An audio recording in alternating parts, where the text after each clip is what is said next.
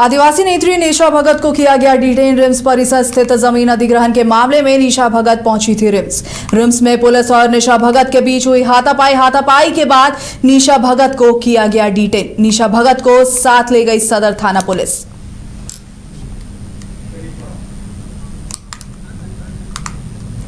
इस खबर में ज्यादा जानकारी के लिए हमारे साथ करिश्मा जुड़ी हुई है इस वक्त। करिश्मा, आदिवासी नेत्री निशा भगत को पुलिस ने डिटेन किया है, क्या है पूरा मामला?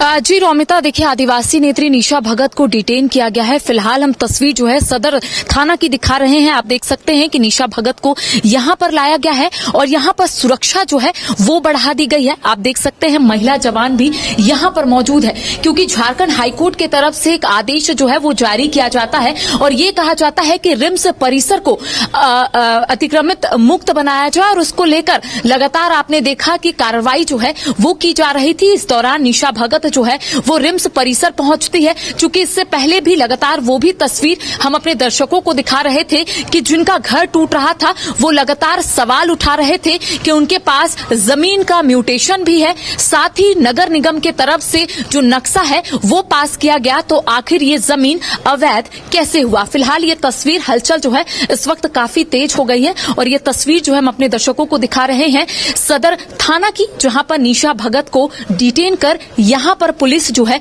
वो लेकर आई है। आदिवासी नेता फूलचंद तिर्की इस वक्त हमारे साथ बातचीत करने के लिए मौजूद है। क्या कुछ पूरा मामला है दादा, क्या हुआ था वहां पर, इतना मामला कैसे बढ़ा?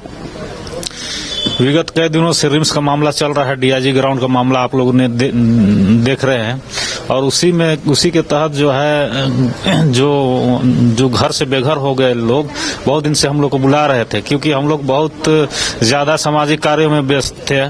लेकिन आज जो है जो पीड़ित लोगों को बुलाने से हम लोग वहां गए और देखे कि छोटा छोटा जो आशियाना था उनका तोड़ा जा रहा था। इसी में प्रोटेस्ट के लिए निशा भगत उसमें गई और उसके बाद जो है उसमें प्रशासन से थोड़ा झड़प हुआ। उसके बाद उसको डिटेन करके यहाँ लाया गया है। अच्छा, झड़प किस मामले को लेकर हुई? क्या निशा भगत सवाल उठा रही थी कि आखिर ये जमीन अवैध कैसे है, या फिर कुछ और भी वहां पर हुआ?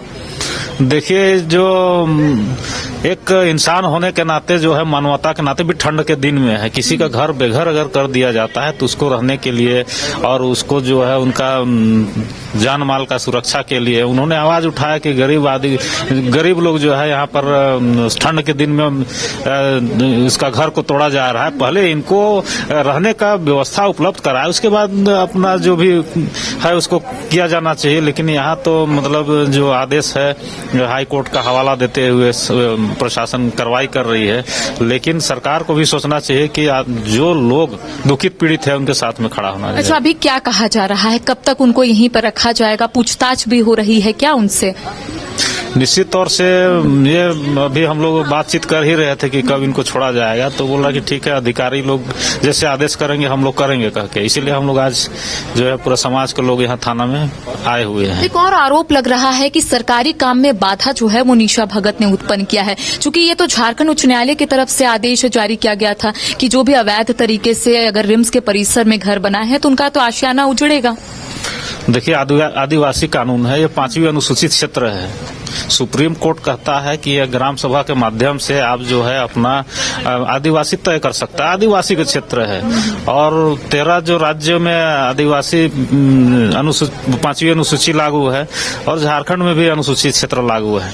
तो यहाँ प्रॉपर जो है होना चाहिए ग्राम सभा के माध्यम से यहाँ पे तय होना चाहिए कि यहाँ जो पेशा कानून के माध्यम से भी पेशा कानून बन जाता तो ग्राम सभा के माध्यम से आदिवासी अपना स्वशासन व्यवस्था करता, किसको यहाँ रहना है, रिम्स बनना है या रिम्स को उजाड़ना है। लेकिन ऐसा तो नहीं, एक सामान्य कानून हम लोग झेल रहे हैं। अगर पेशा लागू हो जाता तो आज बहसी हुई है दादा कि वहाँ पर हाथापाई भी हुई है, क्या वहाँ पर उस वक्त सिचुएशन था? हाथापाई नहीं हुई है, उसमें तो एक प्रोटेस्ट है कि ठीक है आप मतलब जाओ, लेकिन प्रशासन के लोग वहाँ पे उनको टांग करके जो है उसको ले आया गया है और वैसा मतलब उसमें नहीं है कि बहुत झड़प हुआ इस तरह से, लेकिन प्रशासन के द्वारा जो है उनको डिटेन कर लिया गया। बस वही। सिर्फ निशा भगत को ही डिटेन किया गया या फिर और भी लोग शामिल है? और है 2-3 है और जो प्रोटेस्ट कर रहे थे वो लोग, तो इसीलिए आज हम लोग यहाँ पर आए हुए हैं। तो आज यहीं रोका जाएगा इनको? ये तो अधिकारी लोग अपना तय करेंगे। बातचीत नहीं हो पाई है। बातचीत नहीं हो पाई है, कर ही रहे होंगे। अब देखना है कि अब रखते हैं कि छोड़ते हैं।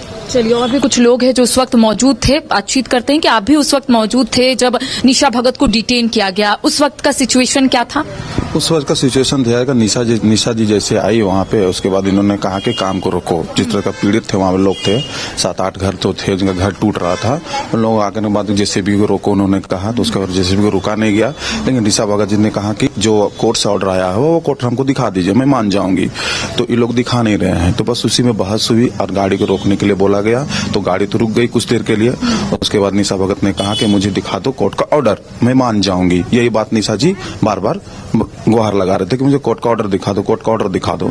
लेकिन पुलिस प्रशासन लोग नहीं माने और उसके बाद फिर निशा भगत जी को जबरदस्ती किया, फिर गाड़ी में बैठा करके थाना पे लाए, तब फिर वहाँ फिर से काम चालू हो गया।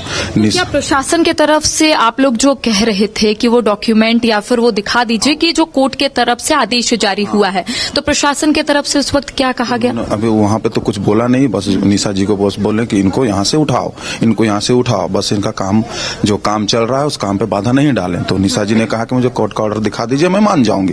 बट अभी तक दिखाया ना। उसके बाद तो सदर थाना पे लेके आए हैं और यहाँ पे रखे हुए। अभी यहाँ का क्या स्थिति है अभी तक हम लोग को पता नहीं है। कौन कौन लोगों को डिटेन किया गया है निशा भगत के अलावा? निशा भगत को ही लेकर आए और 1-2 लेडीज को लेकर आए हुए जो वहाँ पे जो रहती है, जिनका घर टूटा। कितने लोग गए थे वहाँ पर रुकवाने के लिए काम? पे लोग तो गए हुए तो 6-7 आदमी लोग होंगे हार्डली। उसके बाद भी हम लोग भी थे, सबके बहुत सारे कोई गांव के भी थे, वहाँ पे रहने वाले भी थे, सब कुछ थे। उसके बाद फिर निशा जी को यहाँ उठा कर ले आया, तो हम लोग उनका पीछे पीछे हम लोग यहाँ पे आ गए। अभी क्या पुलिस कर्मियों से आप लोगों की बातचीत हुई है कि क्या आज रात भर ये यहीं रहेंगी या फिर ये वापस घर जाएंगी? अभी यहाँ तक तो कुछ बोला नहीं गया है कि रात रहेगी या फिर छोड़ दिया जाएगा। अभी तक ऐसा कुछ आया नहीं है रिपोर्ट इधर से। देखिए क्या होता है। तो देखिए, एक बार तस्वीर के माध्यम से दिखाएंगे कि इस वक्त सदर थाना में जो हलचल है वो तेज हो गया है। तस्वीर के माध्यम से नूतन को बोलेंगे कि एक बार दिखाए कि यहाँ पर जवानों की तैनाती भी की गई है, सुरक्षा जो है वो बढ़ा दिए गए हैं। और जो लोग उस वक्त मौजूद थे उनका यही कहना है कि निशा भगत उस वक्त वहां पहुंची और यही कह रही थी कि कोर्ट के तरफ से जो आदेश जारी किया गया है सिर्फ वो कागज मुझे दिखा दीजिए, मैं यहाँ से चली जाऊंगी। लेकिन इनका कहना है कि प्रशासन के तरफ से वो कागज या फिर वो डॉक्यूमेंट जो है वो नहीं दिखाया गया, जिसके बाद निशा भगत जो है वो बुलडोजर या फिर हम कह सकते हैं जेसीबी को रोकने का प्रयास करने लगी, जिसके बाद प्रशासन और निशा भगत के बीच जो नोकझोंक है वो देखने को मिली। और उसके बाद निशा भगत को प्रशासन के तरफ से डिटेन किया गया और फिलहाल उन्हें सदर थाना लाया गया है। पूछताछ जारी है, लेकिन यहाँ पे जो लोग मौजूद हैं इनका कहना है कि अब तक पुलिस की तरफ से ये नहीं बताया जा रहा है कि निशा भगत रात भर यहीं रहेगी या फिर उन्हें जाने की अनुमति दी जाएगी। तो देखिए, रिम्स परिसर को पूरी तरह अतिक्रमण मुक्त बनाने की जो कवायद है वो लगातार जारी है। और आपने देखा कि रिम्स परिसर में किस तरह से बुलडोजर एक्शन जो है वो देखने को मिल रहा है। हाईकोर्ट की तरफ से आदेश जारी होता है। हालांकि जिन लोगों का घर टूट रहा है वो सुप्रीम कोर्ट भी मूव किए हैं और वहां पर हियरिंग जो है वो जारी है। लेकिन इस बीच लगातार आपने देखा कि इसको लेकर राजनीति भी खूब हो रही है। लेकिन हाईकोर्ट के आदेश के बाद लगातार लोगों का आशियाना टूट रहा है जो अवैध जमीन पर बनाई गई है। सहयोगी नूतन के साथ करिश्मा सिन्हा, न्यूज बाइस्कोप, रांची।